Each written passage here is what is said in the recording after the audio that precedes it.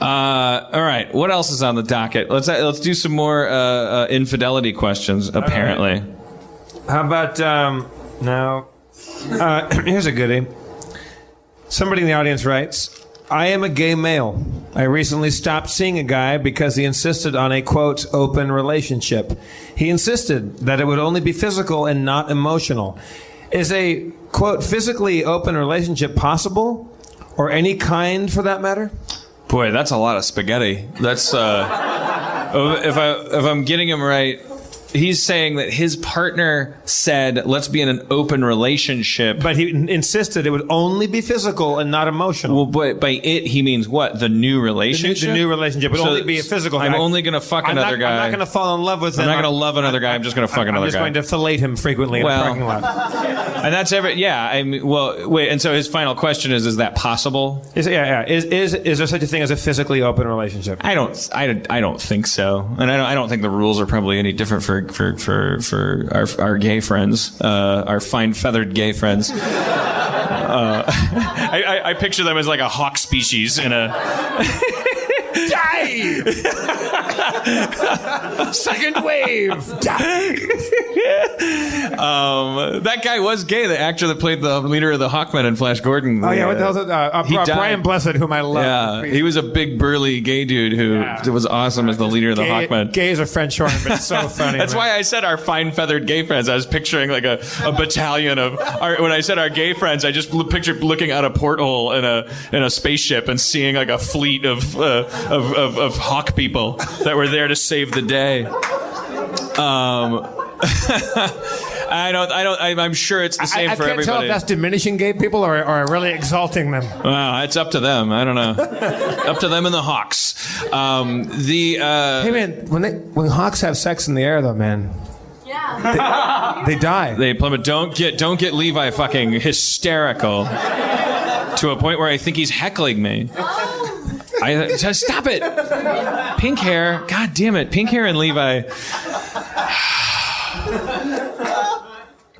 It's like having a bundle of dynamite in the front row. It's not my fault. It's sweating nitroglycerin, It's like you shake it and it blows up. Okay. Gay people, hear my voice. Sex comes easier for you because men are pigs and gay men couples are easier to hook up and stuff. But I think that's the only difference. I imagine that everyone that goes to bed together, no matter what they're doing, is cosmically intermingling a little bit. There's an emotional component to all sex. Otherwise, all we'd all do is jerk off. If you got the same energy from an orgasm, no matter what you were doing, it doesn't matter what promises you make. So I'm as much as this poor gentleman probably doesn't need or want to hear it, his mate that's saying, can I be in an open relationship? I'm agreeing with his obvious anxiety, which is no, there's no such thing as a physical.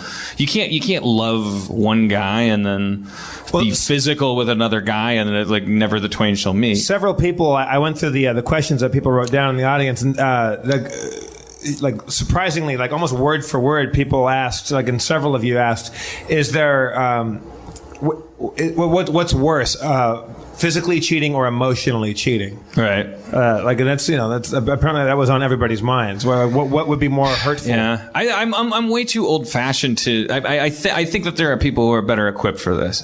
Because I don't think my advice would be or my insights would be as valid. I think I've often observed that people who are growing up in an age of text messaging and Facebooking and all this stuff, they are a little more shielded in the right places. I am a 39-year-old maniac. When I have a girlfriend, I really I get nervous and jealous very easily. I think that that's sort of intertwined with the definition of loving somebody. It's it doesn't make any logical sense though. It's not practical. So I'm not Dr. Phil about when it comes to when you should be jealous and possessive. There's a million people out there, some of them might be in the audience, who are actually capable of doing weird swingery stuff and totally keeping everything together. You look at Bruce Willis and Ashton Kutcher and Demi Moore or whoever the fuck you see a tabloid, they're all on a boat together hey, we all fucked each other, who cares, let's go fishing. It is possible for people to be mature. I was staying in a hotel one time,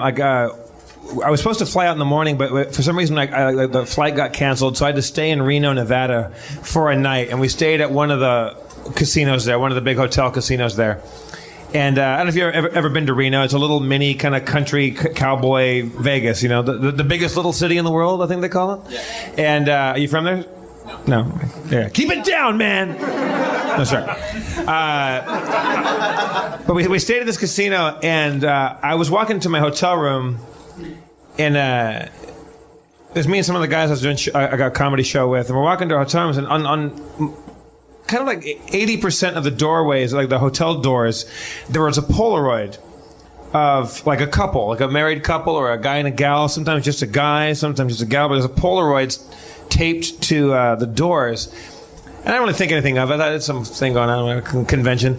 So then I go down to the casino, and I'm playing I'm playing roulette, and I'm sitting there, and I notice everyone's got these really, really visible, bright, like hot pink or orange wristbands on.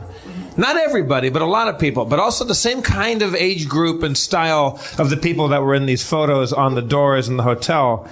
And so I say to the croupier, what do you call the guy at the roulette table? I said, "What's going on? Like, what's with the wristbands and the Polaroids in the door?" And he goes, "It's swingers convention." Yeah, it's like, oh no! I was looking around. I hate to be a jerk, but you wouldn't fuck any one of these people. It was pretty rough. And yeah, I said, "What's up with the Polaroids in the door?" And the Polaroids are like, if you see, you walk by a door and you go, "Oh, that's who's in this room," and you can knock on the door, and if they want you to come in, you can either join in or watch or whatever. I mean, I guess that's all fun and fine and dandy, but I gotta say, the mood in that casino was tense because nobody got what they fucking wanted or paid for, or yeah, it was rough. And there were a couple couples that were more on the sexy scale, like on the sexy side of the scale, and they were just being worked on by everybody, and they were really bummed out. It was bad. Yeah, I in a world where we haven't answered those questions yet, I just keep it simple and just go with what my primal instinct tells me, which is that I want a woman, and I want her to be my woman. And if that's unhealthy, it's the unhealthy choice that will get me through a sea of very confusing shit. Because it's every person I've ever talked to, every anecdote I've ever heard about 3 ways and 4 ways and 9 ways and open relationships, and she's my old lady, but we have a common law thing, and when we do this, and that guy lives in our garage, and he hangs in a bat costume, and none of those end with anyone cutting a cake. Which, I'm sorry, I'm my parents' son. I just want to go. I just want to do the chicken dance and go home and have some kids and die. I want to do it with one person, and I don't want Kevin, hanging out. Or Natalie. I don't. Those stories end with probably no more. I think those people, we owe it to them to say, I think that people who are pursuing their bliss, those people are just as right as monogamists. But I think it's random and cosmic. There's stress everywhere. It's fucking stressful. There's no such thing as waking up every morning with a big hard-on for the person that's 3 feet from you, and being happy, and then going to bed happy and doing it every day. Because then if that happens, then that's not. Human beings aren't happy all the time. Happiness is defined by the unhappiness that follows it. So there is no, you talk, I always smell a rat when I talk to people who are yeah, we do, we cheated the system. We got it, it's like, this is Darla. She's with me, but, we go home together. We live together, but, I do what I want with Stacy. And, I always feel like someone's going to kill themselves, pretty soon. Stacy's going to murder somebody, or that something's uncomfortable and bad. But if I'm wrong or if I'm right, there's no time for me to change that fact. I'm all for sticking to the addiction, the gum that's under the desk that you touch when it's there. It's like, you want a girlfriend, you want your girlfriend to turn into your wife, you want your wife to turn into the mother of your children, you want to, and infidelity is the static that happens on that TV reception, because people fuck up, they fail, and we fantasize fantasize and like think that we did something wrong or something, and we fail as human beings, infidelity happens. And I don't know if it's a solution to say, hey, my television station is half static. I think you're still saying the same thing. You're saying it's hard to be in a relationship, and so your solution is to make relationships hard. Well, somebody asked, would you rather be the person that was cheated on or the person that cheated? I would definitely rather be cheated on. I as much that wow, that is a really awesome question. That's a question of perspective, because certainly in the long run you would definitely rather be cheated on, because fucking like you get to stop being in a relationship and you're the hero.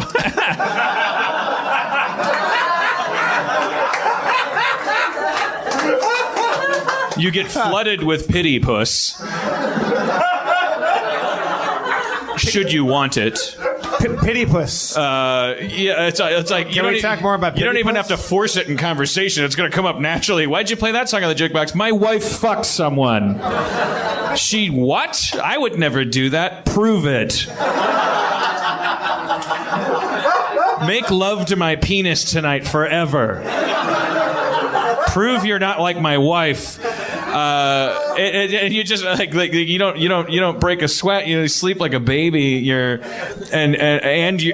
not married. Yeah, better to be in the long run, because you are in an unhealthy relationship if someone's capable of cheating on you. The problem is it's like the idea of you were in love with her and you can't live without her, and she cheated on you. So in the short term, people jump off bridges. People jump. That was an unfortunate choice of words. Tony Scott just jumped off a bridge. R.I.P. Tony Scott. Whatever. It's not a disrespect to him to use the phrase "jump off a bridge." No, it's just unfortunate. It was just that we were talking about it earlier. People jump off of spaceships because of relationships, because of people leaving them. That was Ridley Scott. When you are.